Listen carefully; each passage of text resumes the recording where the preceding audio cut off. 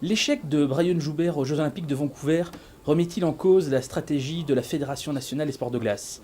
Eh bien, à cette question, terriblement d'actualité, ce blog n'apportera, une fois de plus, aucune réponse, pas le moindre début de piste, puisqu'aujourd'hui nous allons parler du prisonnier. Et oui, vous l'avez peut-être reconnu là, le prisonnier remake 2009 qui passe actuellement sur Canal.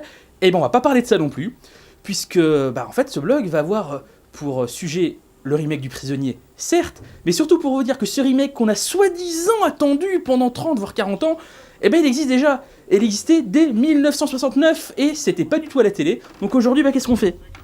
On éteint la télé et on prend un livre. On prend un roman, Le prisonnier, de Thomas Disch, publié en 1969. Alors vous en avez peut-être jamais entendu parler, et pourtant c'est paru en France, hein. C'est paru à l'époque, aujourd'hui on ne le trouve plus, il est plus édité, mais on le trouve facilement d'occasion.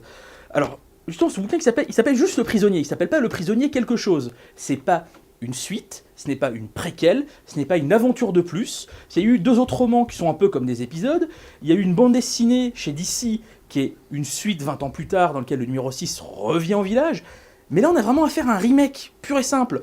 Pourquoi? Il y a pas mal de différences. Ça commence par l'enlèvement du personnage principal qui donc se retrouve au village. Un peu comme le début de la série, vous allez me dire. Bah oui, on recommence à zéro, il est enlevé, mais cette fois-ci il est enlevé à bord d'un train, et pas chez lui comme dans la série.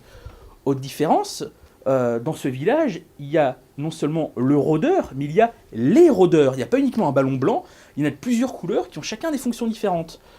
Autre différence, c'est l'identité du numéro 1. Je ne vais pas tout vous dévoiler, comme ça si jamais vous le lisez, vous le trouvez, vous aurez la surprise.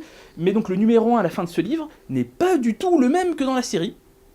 Et alors, ce qui est surtout absolument intéressant dans ce bouquin, complètement vertigineux et beaucoup plus intéressant que le remake télé qu'on peut voir actuellement, c'est carrément une piste qui, en gros, nous explique que la série qu'on a pu voir, la série de McGowan, les 17 épisodes, ont été produits par le village. Ouais, ça vous étonne? En fait, dans ce bouquin, le personnage principal, donc numéro 6, découvre des archives qui sont consacrées, et il trouve surtout 17 bobines, comme les 17 épisodes, et chacun est en fait un épisode de la série.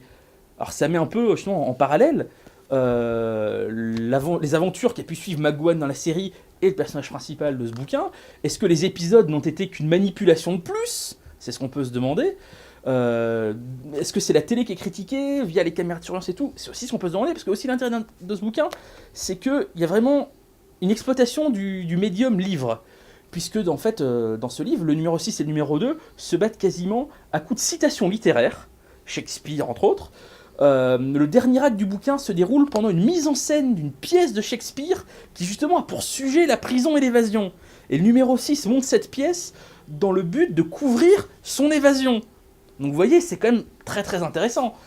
Autre référence à la série, il y a un autre passage de ce livre au cours duquel le numéro 6 arrive à s'évader. C'est avant la pièce, c'est un autre chapitre avant. Il arrive à s'évader, il revient à Londres, un peu comme dans l'épisode Le Carillon de Big Ben. Si vous connaissez la série originale, c'est assez proche.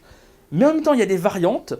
Donc tout ça en fait une variation très intéressante qui préfigure quasiment le remake télé qu'on connaît actuellement, puisque je ne vais pas vous raconter la fin, mais il y a quelque chose avec le numéro 2, le numéro 6 qui rappelle fortement le remake télé.